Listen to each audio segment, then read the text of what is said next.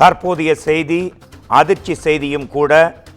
18 ஆண்டுகளுக்கு பிறகு முதன்முறையாக IPL கோப்பையை வென்ற பெங்களூர் அணி RCB அணி வெற்றி கொண்டாட்டத்தின் போது 10க்கும் மேற்பட்டவர்கள் பரிதாபமாக கூட்ட நெரிசலில் சிக்கி மூச்சு திணறி உயிரிழந்த செய்தி தற்போது வந்தது.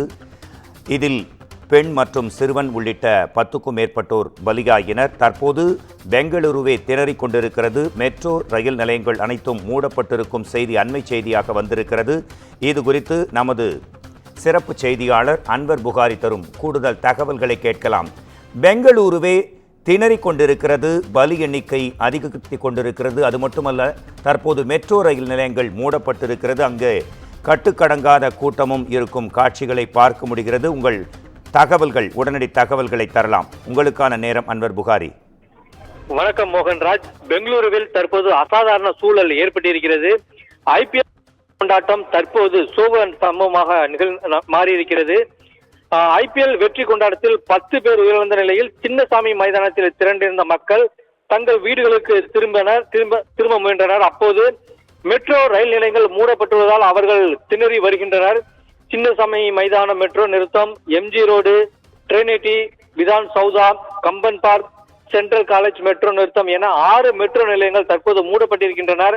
இதனால் மக்கள் வீடுகளுக்கு திரும்ப முடியாமல் தவித்து வருகின்றனர்.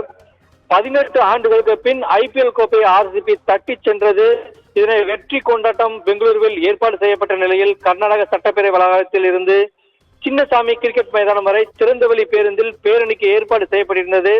அப்போது ஏற்படும் கூட்ட நெரிசலை சமாளிக்க முடியாது என போலீசார் கைவிரித்ததை அடுத்து அந்த பேரணி ரத்து செய்யப்பட்டது.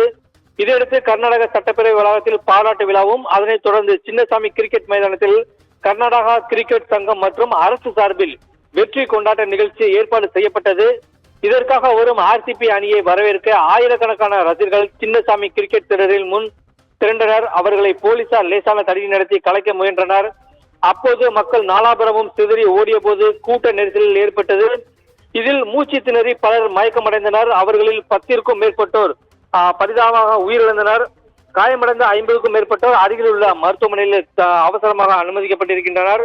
அவர்களில் பலரின் நிலை கவலைக்கிடமாக உள்ளதால் பலி எண்ணிக்கை உயரக்கூடும் என அஞ்சப்படுகிறது.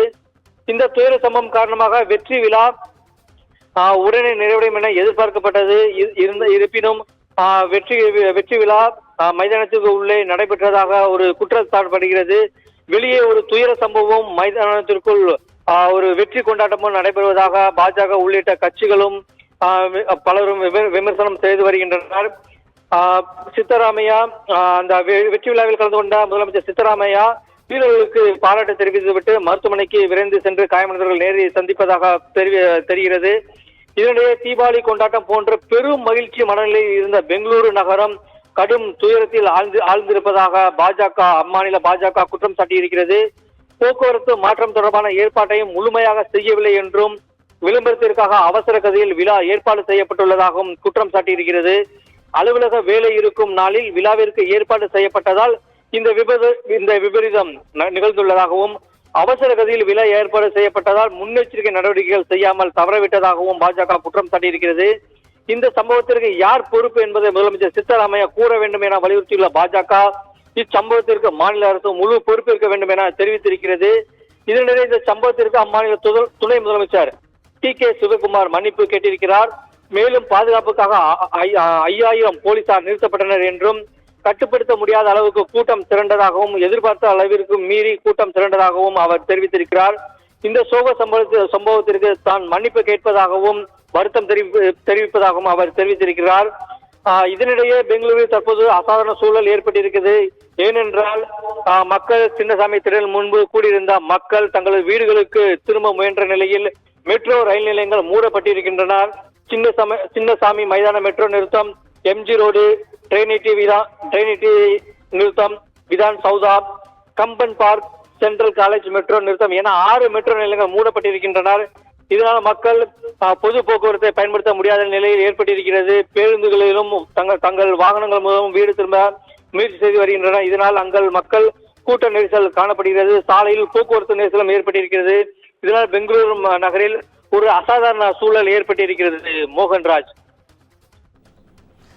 நிச்சயமாக இந்த கூட்ட நெரிசல் பலி எண்ணிக்கைக்கு காரணம் திட்டமிடல் குறைபாடா, பாதுகாப்பு ஏற்பாடு குறைபாடா அல்லது ரசிகர்களின் அதிக ஆவலா என்ற முக்கியமான கேள்வி எழுகிறது. நிச்சயம் பதில் கிடைக்கும் என்று எதிர்பார்க்கப்படுகிறது.